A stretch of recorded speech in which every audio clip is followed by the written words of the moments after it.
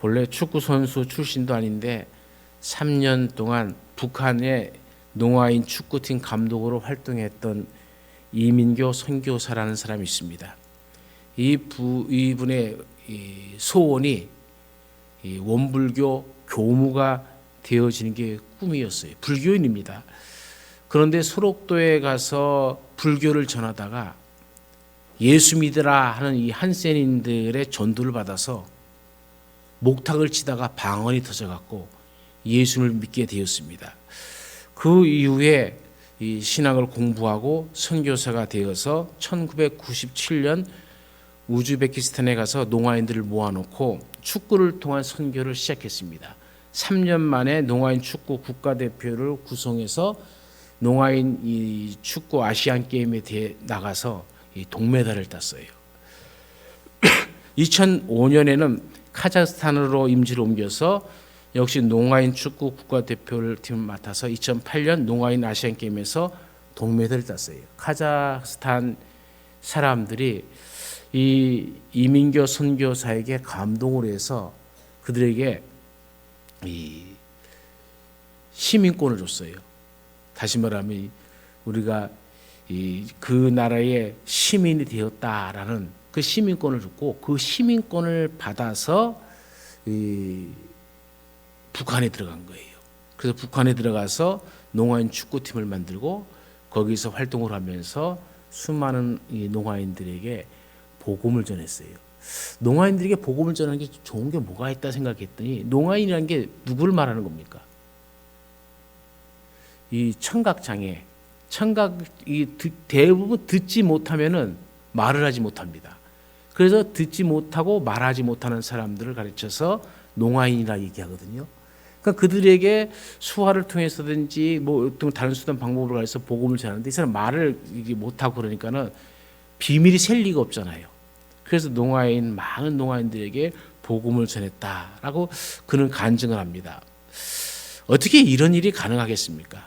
그분은 이렇게 얘기해요. 믿음입니다.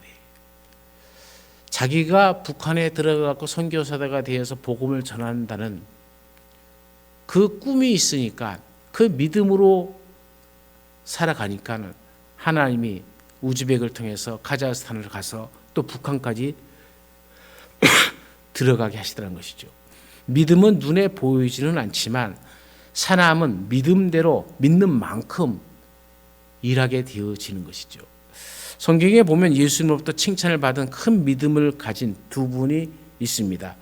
첫 번째는 자기의 하인이 중풍병으로 고치게 한 로마의 백부장이 있고요. 두 번째는 오늘 성경에 나오는 가나안 여인이 있습니다. 이 두 사람은 큰 믿음을 가졌다라고 우리 주님께 칭찬을 받았죠. 예수님이 이 가나안 여인에게 뭐라고 얘기합니까? 내 믿음이 크도다라고 하잖아요. 내 믿음이 크도다. 우리도 신앙생활하면서 예수님께 인정받을 만큼 큰 믿음을 가진 사람들이 되시기를 간절히 축원합니다. 우리가 어떻게 하면 이런 큰 믿음을 가질 수 있을까요? 오늘 나오는 이 여인을 통해서 우리가 그것을 배우고자 합니다. 첫 번째는 큰 믿음을 가지려면 문제의 벽을 넘어야 합니다. 오늘 성경에 나오는 가나안 여인은 어떻게 이 큰 믿음을 가지게 되었습니까? 그 첫 번째가 자신의 한계 상황 때문에 큰 믿음을 가지게 되어지는 겁니다. 이 여인은 하나님께 대한 믿음을 가질 수 없는 지역에서 자랐어요. 그래서 이 여인을 가나안 여인이다 이렇게 얘기합니다. 마가복음에 보면 수로보니게 여인이다 이렇게 얘기해요. 이방 여인이라는 뜻이죠. 믿음의 조상 아브라함의 후예가 아니란 얘기입니다. 사람이 하나의 종교를 가지는 데는 태어나고 또 자라온 배경이 굉장히 중요하죠. 불교 집안에서 태어난 사람은 불교인이 되기가 쉽고요. 천주교 가정에서 태어난 사람은 천주교인이 되어지기가 쉽습니다. 또 이슬람 지역에서 태어난 사람들은 이슬람 회교도가 되어지기가 쉬운 것이죠. 우리가 보세요. 며칠 전에 발생한 이스라엘과 하마스의 전쟁. 사실 전쟁이라고 보기보다는 테러죠. 이것도 보십시오. 이방인들은 지금까지도 이스라엘 백성들을 미워하고 싫어해요. 유대인에 대해서 아주 좋지 않은 감정들을 품고 있어요. 그것은 물론 유대인들의 잘못도 있죠. 유대인들이 이방인들을 개 취급하니까 이방인들 입장에서 저 사람이 나를 개 취급하는데 내가 저 사람을 사람 대우할 수는 없잖아요. 그럼 똑같이 개 취급하는 겁니다. 그러니까 서로 물고 뜯고 그래서 전쟁이 일어나고 그래서 수천 명이 죽어나가고 하는 상황이 수천 년 역사를 통해서 계속적으로 일어나고 있다는 것이죠. 그런 기준으로 보면 이 여인은 믿음을 가질 만한 신앙적 배경이 없는 사람이죠. 그런데 이 여인이 예수님께 나와왔습니다. 왜 나왔습니까? 그 이유는 간단한 것이죠. 이 여인이 소리 질러서 얘기합니다. 내 딸이 흉악하게 귀신 들렸나이다 하잖아요. 귀신이 들렸어요. 이 귀신을 내어 쫓는 방법이 안 해봤겠습니까? 이 사람 저 사람 온갖 것도 찾아가봤지만 없어요. 그런데 이스라엘에서 메시아가 왔다는 소문이 들려지기 시작하는 겁니다. 내가 할 수 없는 이 한계 상황. 그러면 누가 할 수 있겠냐? 그러면 그 메시아가 누구냐? 그런데 마침 그것을 아는 중에 예수님께서 두로와 시돈 지방으로 들어가셨다라고 얘기합니다. 두로와 시돈은 휴양지입니다. 예수님이 잠시 쉬고 싶었던 모양이에요. 그래서 두로와 시돈 지방에 들어갑니다. 그 마가복음에는 더 자세하게 나와 있어요. 아무도 모르게 하시기를 원했다 그런 거예요. 예수님께서 두로와 시돈 지방에 들어가시는 것을 누구도 알 수 없게 조용히 들어간 거예요. 예수님이 좀 쉼이 필요했던 것 같아요. 그런데 이 여인은 어떻게 알고 예수님의 뒤를 쫓아오면서 뭐라고 얘기합니까? 주 다윗의 자손이요 라고 부릅니다. 여러분 이 굉장히 놀라운 고백입니다. 마가복음을 여러분 보십시오. 우리나라 성경으로 보지 말고 영어 성경으로 보십시오. 그러면 예수님을 주라고 부른 사람은 이 여인 외에는 아무도 없습니다. 제자들도 그렇게 부른 것으로 기록되어 있지 않아요. 베드로가 마가복음 8장 29절에 주는 그리스도시나이다 라고 얘기하고 있는데 그건 우리나라 말로 번역을 한 것이고요. 영어 성경에 보면은 You are the Christ라고 나옵니다. 당신은 그리스도입니다 라는 뜻이지 로드라는 주님이라는 말을 쓰지를 않았다는 얘기예요. 오직 마가복음에서 유일하게 예수님을 주라고 고백한 사람은 이 여인밖에 없어요. 이 주라는 말은 절대적인 주권과 권능이 예수님에게 있습니다라는 믿음의 고백인 것이죠. 더더군다나 다윗의 자손이여라고 얘기합니다. 다윗은 이 여인의 조상이 아닙니다. 그런데 다윗의 자손이라는 말은 소문을 듣고 이 여인이 스스로 이 예수란 사람 메시아가 누구인가 그래서 이스라엘 역사를 알고 하나님의 메시아를 보내신다는 것을 알게 되었다는 것이죠. 그리고 마침 쉬러 오신 이 예수님을 향해서 그 예수님이 들어왔다는 소문, 이 두로 지방에 오셨다는 소문이 어떻게 났는지 모르지만은 저분이 바로 예수님이시구나 하면서 예수 옆에 따라오면서 주 다윗의 자손이여 라고 정확한 믿음의 고백을 하게 되어지는 겁니다. 여러분 성경에 능통한 바리새인들과 서기관들도 예수님을 하나님의 아들이요 메시아로 인정하기를 거부했고 오히려 예수님께서 행하신 일을 귀신의 왕 바알세불을 힘입어 한 것이라고 비난했잖아요. 그런데 이 여인은 예수님을 향해서 주님이라고 고백을 합니다. 그 결정적인 이유가 무엇이겠습니까? 왜 이 여인은 예수님 앞에 이렇게 나와서 주님이라고 고백합니까? 자신에게 닥친 한계 상황 때문에 그렇습니다. 인간의 힘으로 어찌할 수 없는 이 상황, 이 여인은 이 상황 때문에 예수님 앞으로 나오게 되어집니다. 그 메시아는, 이 메시아는 능히 내가 할 수 없는 일을 하실 분이시다. 귀신을 능히 내어 쫓으실 분이시다. 라는 것을 믿는 것이죠. 두 번째로 인간으로서 어쩔 수 없는 한계 상황 속에서 있는 이 절박성 때문에 그래요. 정신의학자 해리스 박사에 의하면 인간은 세 가지 경우에 천성이 변한다고 그래요. 첫 번째는 한계 상황이 너무 괴로울 때 사람은 변할 수 있다고 합니다. 우리가 잘 아는 아랍의 왕 장군 나아만을 보면 알 수 있죠. 문둥병을 아무도 고칠 수 없잖아요. 너무 괴로웠습니다. 그럴 때 복음의 소식이 그 귓가에 들려지고 그래서 그는 치유받게 되어지잖아요. 그의 천성이 변하는 겁니다. 이스라엘을 치는 장군에서 이스라엘을 하나님으로부터 고침을 받는 사람으로 그래 그의 삶이 바뀌어지는 것이죠. 두 번째는 소망이 안 보일 때 인간은 변할 수가 있습니다. 아무 소망이 없을 때에 오직 내 소망이 인간이 아니라 하나님이시구나라는 것을 깨달을 때죠. 세 번째는 이 유레카 상황에서 인간이 변할 수 있어요. 무엇인가 깊이 깨달음이 올 때입니다. 어느 날 자신도 모르게 큰 깨달음이 있을 때 우리가 잘 아는 바울의 경우가 그렇죠. 절박한 상황이 오면 믿지 않는 사람들도 하나님을 찾습니다. 자기 힘으로는 어쩔 수 없는 이 한계 상황 앞에서 주님을 찾아오는 겁니다.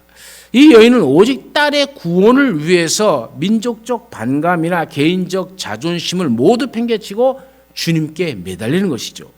예수님 발 앞에 모든 창피를 무릅쓰고 겸손히 엎드렸습니다. 이 기회를 놓치면 내 딸은 귀신 들려 저렇게 죽을 수밖에 없다는 이 절박감, 이 기회를 절대 놓쳐서는 안 된다는 그 절박감 때문입니다. 그 한계 상황을 걸림돌로 삼는 것이 아니라 오히려 신앙의 디딤돌로 삼아서 하나님을 찾게 되고 하나님을 만나게 되어지는 그 은혜가 이 여인에게 임하게 되어지는 것이죠. 우리도 문제가 있을 때 그 문제에 치여 죽지 마시고 그 문제를 디딤돌로 삼아서 인격적인 예수님, 구주 되신 예수님, 문제의 해답을 가지고 계시는 예수님, 우리에게 긍휼을 베풀어 주시고 고쳐주시는 예수님을 만나시기를 간절히 축원합니다. 그래서 고난, 이 문제들은 주님께 나아가는 통로가 되어집니다. 우리는 이런 것을 통해서 믿음의 대상이신 예수님을 만나게 되어지는 것이죠. 우리가 해결할 수 없는 문제와 고통들은 하나님께서 우리에게 믿음을 주기 위한 하나님의 선물입니다.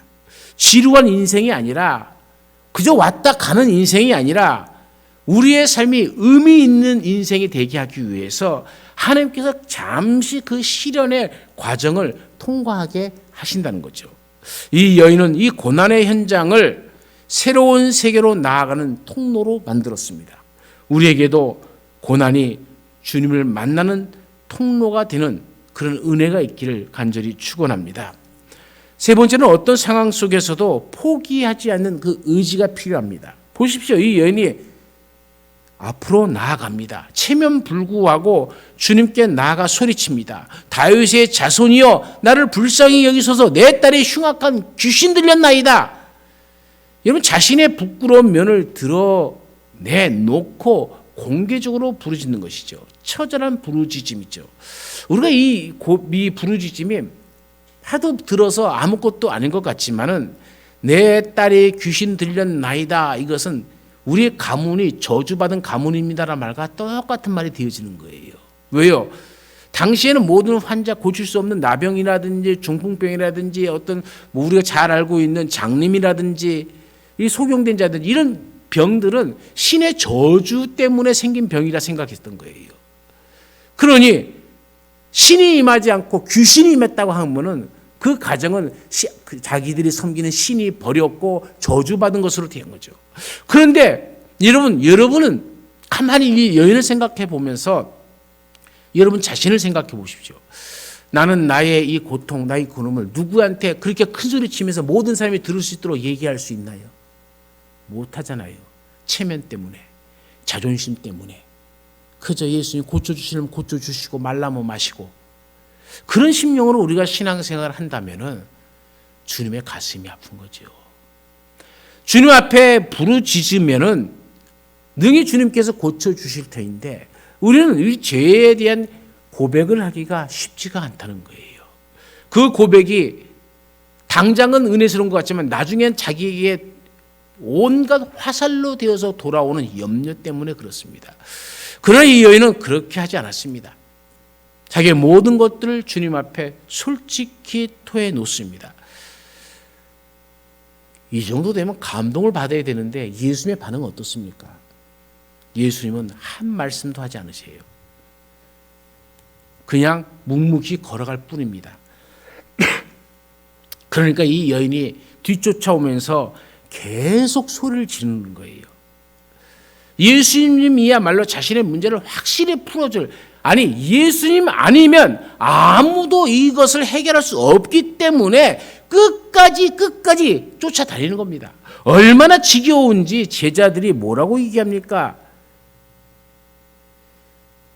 예수님, 저 여자가 뒤에서 계속 쫓아오면서 이렇게 소리를 지르는데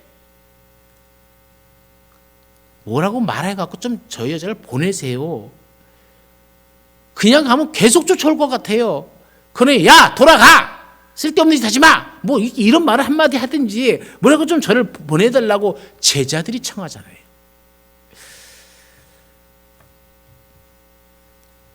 우리가 신앙생활하다 보면은 이럴 때가 와요. 아무리 내 어려운 문제도 누가 돌봐주는 것 같지 않아요. 힘듭니다. 예수님은 아무 말씀도 없이 침묵만 하신 것 같고 모든 것은 너무 올가미처럼 우리의 삶을 꽉 조여올 때가 있잖아요. 그럴 때 우리는 어떻게 해야 되겠습니까? 여러분, 이 여인처럼 절대 포기하지 않기를 바랍니다. 왜요? 우리 예수님은 인격적인 하나님이시기 때문에 그렇습니다. 문제를 통해서 하나님께서는 우리의 믿음을 성장시키시고 우리를 인간답게 만드시고 우리 자신의 인식의 한계, 능력의 한계를 아시기를 원하는 거예요. 사람은 부족함을 알아야 하나님을 찾는 것이죠. 쉽게 얻은 돈은 쉽게 나가게끔 되어 있는 것 아닙니까?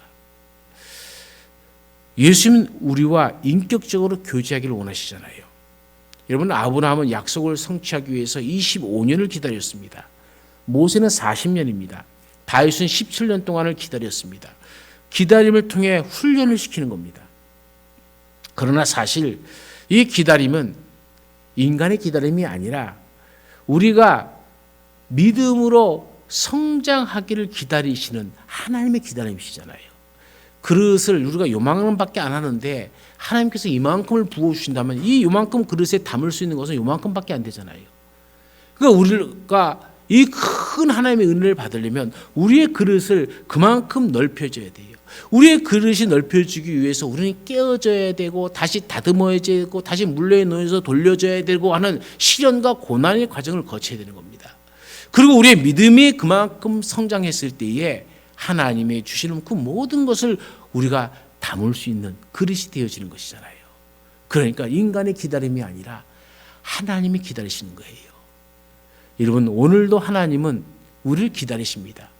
하나님의 복을 쏟아 부어 주실 때 그 복이 옆으로 새지 않고 여러분이 다 받아 누릴 수 있도록 하나님의 기다리심에 우리는 응답하는 자들이 되시기를 간절히 축원합니다. 세 번째로 예수님께서 우리의 소원을 들어주시는 때가 있다는 겁니다. 그때까지 우리는 포기하지 말고 부르짖어야 됩니다. 하나님이 선물로 주신 우리의 믿음을 우리가 성장시켜야 되는 거예요. 믿음은 하나님의 선물입니다. 그러나 그것을 성장시키는 것은 우리가 해야 할 일입니다. 우리는 믿음도 하나님의 선물이고 우리의 성장까지도 하나님께서 다 책임지라고 하는 아주 이상한 논리를 가지고 신앙생활을 합니다. 여러분의 부부가 서로가 서로에게 믿음을 성장시키는 사람이 되어야 됩니다. 어떤 부부가 있는데 신혼부부인데 신앙생활을 남자와 여자가 굉장히 서로 잘해요. 근데 이 남자는 아주 재주가 많아요. 그래서 교회에 와서 아이들을 주일학교 아이들하고 또 모든 사람들에게 자기의 솜씨를 발휘해서 빵도 만들어서 대접을 하고 또 손재주가 워낙 좋고 배운 그런 쪽으로 많은 관심이 있다 보니까는 무슨 때가 되면 꽃도 만들어서 또 성도들에게 선물도 해주고 막 그러는 거예요. 그러니까 이 아내가 그것을 보다가 당신은 나보다 성도들을 더 사랑하네? 하면서 티격태격 싸움이 일어났어요. 교회 안에서 그렇게 싸움이 일어나는 거예요. 이 아내의 질투 때문에 싸움이 일어나니까는 그 남자 집사님은 아무 소리 없이 교회를 떠나버렸어요. 다른 교회를 가게 되어지고 아내만 혼자 나오는 거예요. 그 모습을 본 목사님의 가슴이 얼마나 아픈지 페이스북에 저한테 글이 올라왔어요. 우리 교회는 이런 사람이 있는데 내가 가슴이 너무 아프다고. 왜 부부가 서로에게 믿음을 돈독이고 같이 믿음을 세워나가는 존재가 되어야 되는데 믿음을 저렇게 깎아먹는 이 질투하는 것 때문에 그런 존재가 되어버린다면 여러분 우리가 어떻게 하나님 주시는 복을 받을 수 있겠습니까? 여러분 우리가 왜 믿음이 성장해야 됩니까? 믿음은 힘이 있기 때문이에요.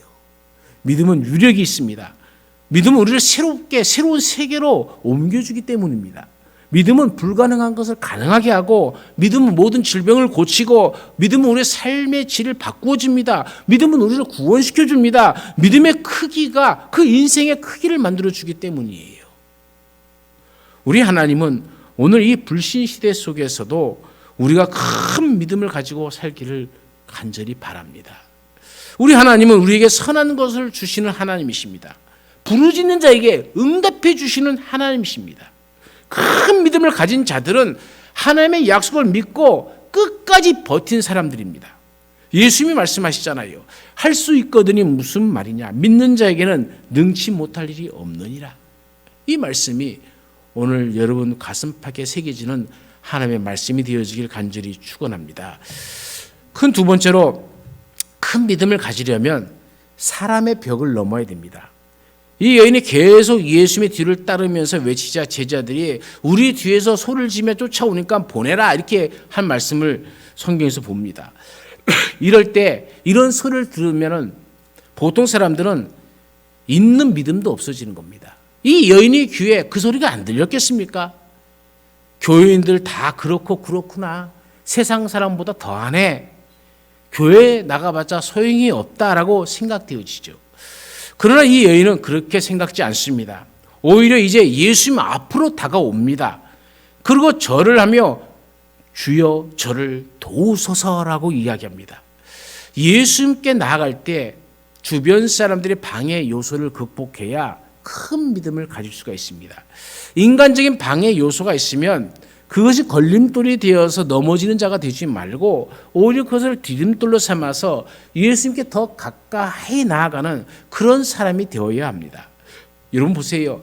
예수님께 제자들이 저 계속 뒤쫓아오면서 소리를 지르니까 예수님 저 여자에게 말해서 쫓아오지 못하게 하십시오 그러잖아요. 그러니까는 분명히 이 제자들은 이 여인이 예수님 앞에 오는 것을 방해했잖아요. 근데 한 번만 더 탁 생각해 보세요. 제자들 때문에 예수님은 이 여인을 정면으로 보게 되어지는 거예요. 말을 해야 되니까. 그죠? 희한한 상황이 벌어지는 겁니다. 아마 이 제자들이 호의적으로 이 여인을 대해주고 제자들이 이 여인의 딸을 고쳐주었다면 이 여인의 딸은 고침을 받을 수 있겠지만은 예수님에 대한 큰 믿음을 가졌다고 예수님께 칭찬받지는 못했을 겁니다. 이 여인이 궁극적으로 만나고자 하시는 분은 제자들이 아니라 예수님이십니다. 제자들이 아닙니다. 우리도 마찬가지입니다. 사람 보고 예수 믿는 것 아닙니다. 교회 보고 예수 믿는 것 아닙니다. 우리가 만나야 할 분은 예수님이시죠. 신앙생활 해보니 직분자들 다 그렇고 그러더라 하면서 신앙생활 멀리하지 않기를 바랍니다. 교회가 그렇고 그러더라 하면서 예수님 멀리하지 않기를 바랍니다. 교회가 돈만 알고 가진 사람만 대접해주고 없는 자들은 업신여기더라 그런 오해도 또 그런 생각도 갖지 않기를 바랍니다. 우리가 만나야 할 것은 사람이 아니라 하나님이십니다.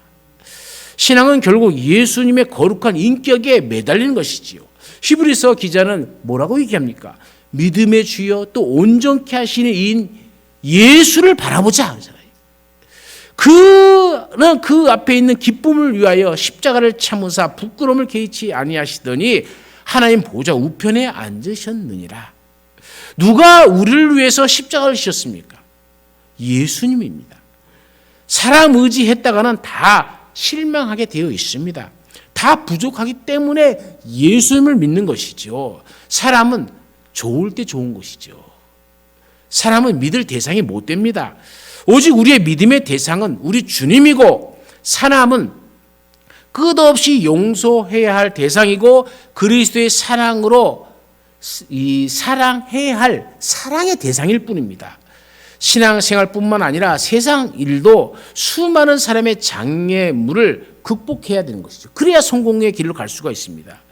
존 맥스웰이 지은 실패를 딛고 전진하라는 책이 있습니다. 그런 성공한 사람들을 조사해 봤더니 그들의 성공한 이유가 무엇일까? 집안 배경도 아니었다고 그래요. 성공한 사람들 가운데 많은 수가 깨어진 가정 출신이었다고 합니다. 부유함도 아니었다는 거죠. 성공한 사람들 대부분이 재정적으로 중하위부류에 속해 있었다는 것이죠. 기회도 도덕성도 아니었다는 것이죠. 계속해서 빛을 발하며 성공한 사람들과 그렇지 않은 사람들을 구분하는 오직 한 가지 요인이 있는데, 그것은 실패에 대한 인식과 반응이었다는 거예요. 인생에 장애물이 있을 때에 그 장애물을 어떻게 받아들이고 반응하느냐에 달려 있다는 겁니다. 세상에 어떤 일을 하는데 방해받지 않는 일이 어디 있겠습니까? 내 마음대로 되는 일이 얼마나 있겠습니까? 실패하지 않고 어떻게 성공만 할 수 있겠습니까? 그러나 그것 때문에 우리가 신앙 잃지 말고 오히려 예수님께 더 집중하여 더 큰 믿음을 가지시길 간절히 축원합니다.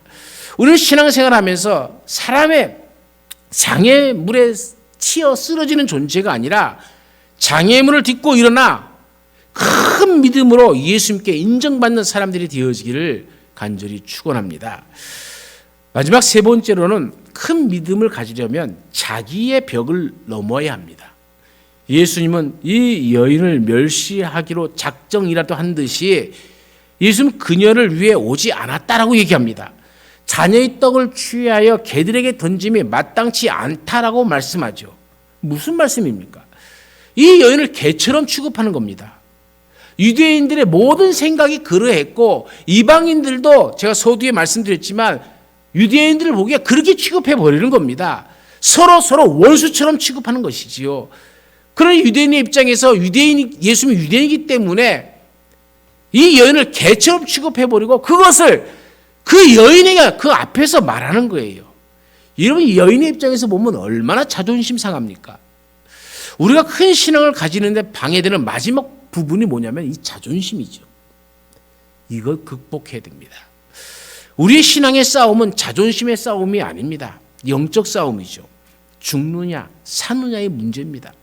우리 스스로가 메시아 콤플렉스에 사로잡혀서는 안 된다는 얘기예요. 내가 모든 것을 다 할 수 있을 것이라고 생각하지 마십시오. 내가 할 수 있는 것은 극히 제한적인 겁니다. 그리고 그리 대단한 것도 아닙니다. 칼 바르트는 자존심이야말로 원죄의 뿌리다라고 얘기합니다. 이 여인을 보십시오. 그런데 이 여인은 자존심의 벽을 허물고 겸손하게 주님께 무릎을 꿇습니다. 예수님께 절하면서 이르되 주여 저를 도우소서 간구합니다. 우리도 이런 믿음을 가지시기를 바랍니다. 이 여인이 거절당한 것으로 끝난 것이 아니잖아요. 철저히 무시당했잖아요. 개처럼 취급당하지 않습니까? 그런데 이 여인은 어떻게 반응합니까? 주여 올소이다.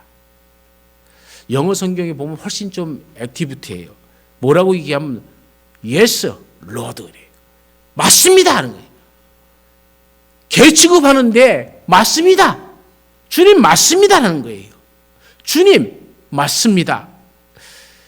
여러분, 내가 멸시를 당하도 내 삶에 대해서 내 정확한 생각을 주님께서 지적하실 때에 모든 사람들, 많은 사람들은 회피하려고 합니다. 도망가려고 합니다. 그런데 이 여인은 맞습니다 주님 얘기하잖아요. 이것이 바로 큰 믿음이죠. 사람들이 그렇잖아요. 자기의 잘못을 지적하면 기분 나쁘잖아요. 또 멸시를 당한다 생각할 때는요, 한국 사람들이 자존심이 얼마나 센지 천국도 안 간다고 그래. 네가 가는 천국은 나는 안 간다. 에이, 기분 나빠. 혹시 우리는 그렇지 않을까요? 어떻게 우리 주님이 응답해 주시든지 이 여인이 주님 말이 무조건 예스입니다. 맞다는 얘기잖아요. 100% 수용하는 겁니다.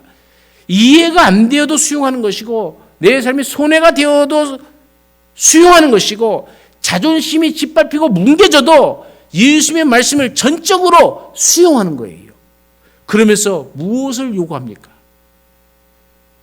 상 아래 개들도 아이들이 먹던 부스러기를 먹나이다. 부스러기 은혜라 또 달라는 거잖아요. 개라는 말로 자신을 지칭할 때 받는 인격적 모멸감과 훼손된 자존심을 개의치 않고 오직 주의 은총을 간청하는 거예요. 바리새인들과 서기관들은 그렇게 하지 못했습니다. 우월의식과 오만에 사로잡혀 있었기 때문입니다. 그러나 이 여인은 달랐습니다. 주님의 냉대와 멸시에도 불구하고 주님께 자신에게 부스러기 은혜라 또 주실 것을 호소하면서 겸손히 엎드렸습니다. 톨스토이는 말하기를 성자일수록 자신을 죄인의 괴수라고 생각하고 도덕적으로 자신을 겸손히 돌보고 적당하게 나쁜 사람은 자신은 다른 사람과 비교해서 별로 나쁘지 않고 다른 사람보다 그래도 좀 낫다라고 생각한다는 거예요. 그런데 제일 악한 사람은 자신이 사는 것이 가장 바르다라고 생각한다는 거예요.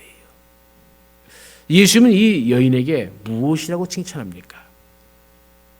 그 첫 번째가 내 믿음이 크도다라고 말씀하잖아요. 예수님을 따르는 모든 사람들이 수많은 사람들이 있었지만은 로마의 백부장과 이 여인만이 이 칭찬을 듣게 되어져요. 이 여인의 줄기찬 인내력, 예수님에 대한 신뢰도, 예수님에 대한 집중도, 끈기 있는 신앙, 안 보이는 것을 보는 것처럼 믿는 신앙, 자존심을 내려놓는 신앙, 이 모든 것이 예수의 보기에 합격 점수가 된 것이죠. 다른 말로 하면 예수님에게 기쁨이 되어진 거예요. 이 여인은 주님만이 문제의 해결자임을 믿었습니다. 주님은 불가능이 없다는 것을 믿은 것이죠. 우리의 신앙생활의 응답은 사람 됨됨이나 직분이나 신앙의 연조나 인종이나 지식의 규모나 돈의 양에 있는 것이 아닙니다. 믿음의 크기에 달려 있는 것입니다. 믿음이 큰 사람이 진정 큰 사람인 것이죠. 두 번째로 예수님께서 이 여인에게 뭐라고 말합니까? 내 소원대로 되리라. 이 말을 다른 말로 표현하면 네가 원하는 만큼 될 것이다 라는 얘기예요. 주님의 축복은 인간이 수용할 수 있는 그릇의 크기만큼 주어지는 겁니다. 그 수용의 그릇이 바로 믿음의 그릇이죠. 우리 주님은 큰 믿음을 원하십니다. 믿음으로 구원받고 믿음으로 소원을 이루어 내기를 원하십니다.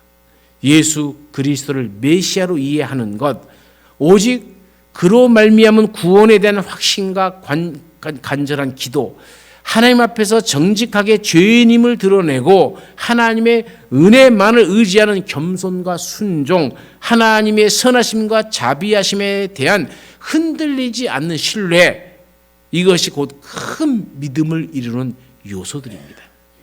믿음이 큰 만큼 인생이 커지고 믿음의 크기만큼 마음의 크기도 삶의 폭도 넓어집니다. 믿음은 볼 수 없는 것을 보게 합니다.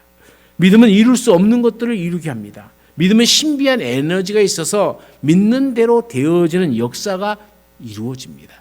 믿음은 자신감을 주고 인생을 행복하게 해줍니다. 성경이 뭐라고 얘기합니까? 믿음이 없이는 하나님을 기쁘시게 못한다.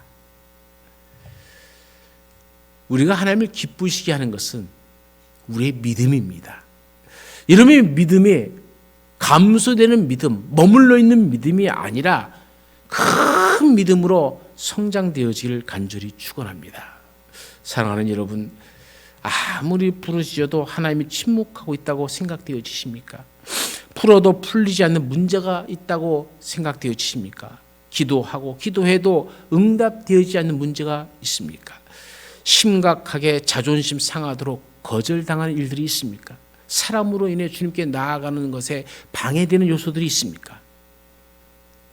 큰 믿음을 가지고 주님께 나오시기를 바랍니다. 문제에 집착하지 말고 문제의 해답을 가지고 계신 주님께 집중하시길 바랍니다. 아무리 방해되는 것이 있다 할지라도 그것을 디딤돌로 삼고 일어서시길 바랍니다. 주님은 그것을 넘어가면 그 바로 앞에 주님이 있습니다.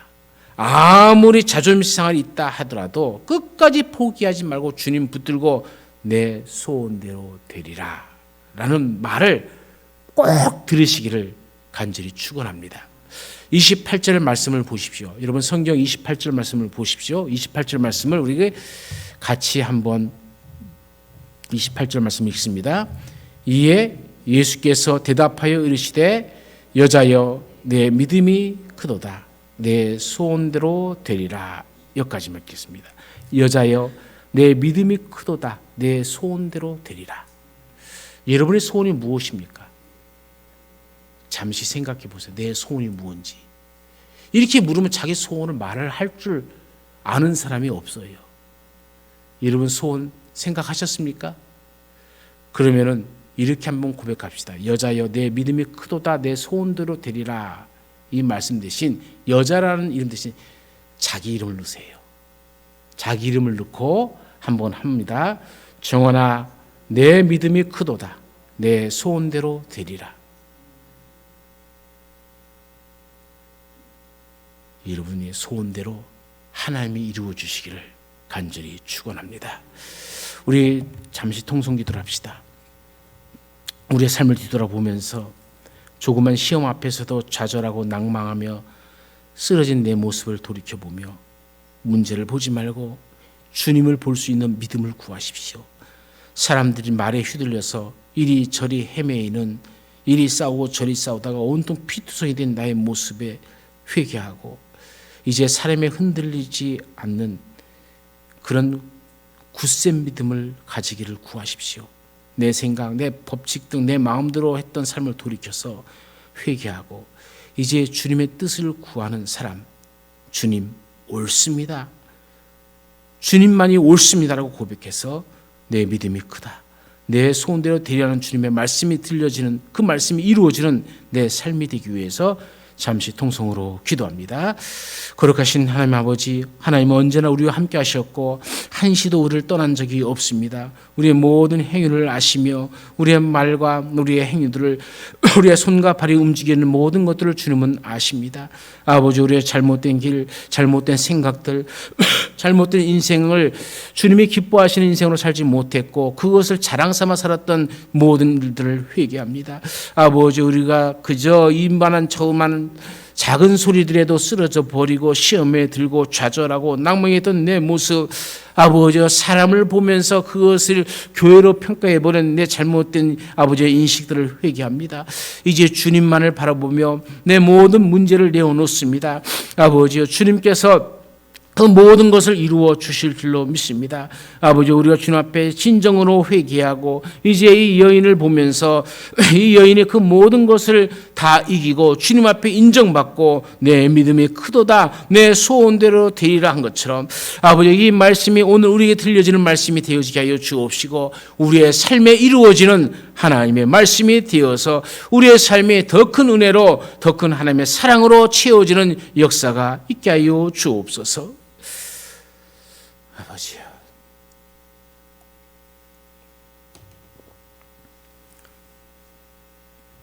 모든 문제가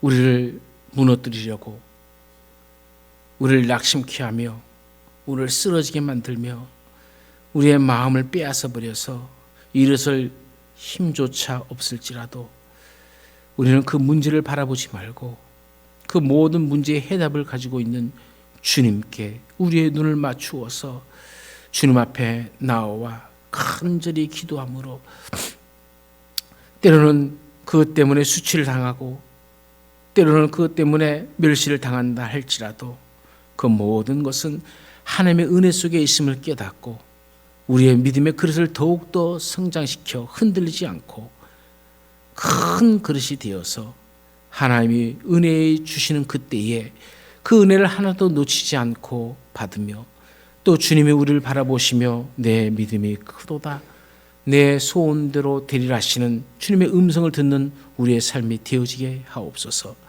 우리의 믿음대로 되어지는 우리의 삶이 되어서 하나님께 영광이 되어지고 모든 사람들에게 신앙의 본이 되어지는 하나님의 자녀의 삶이 되게 하옵소서. 언제나 우리와 함께 하시는 예수님의 이름으로 기도드리옵나이다. 아멘.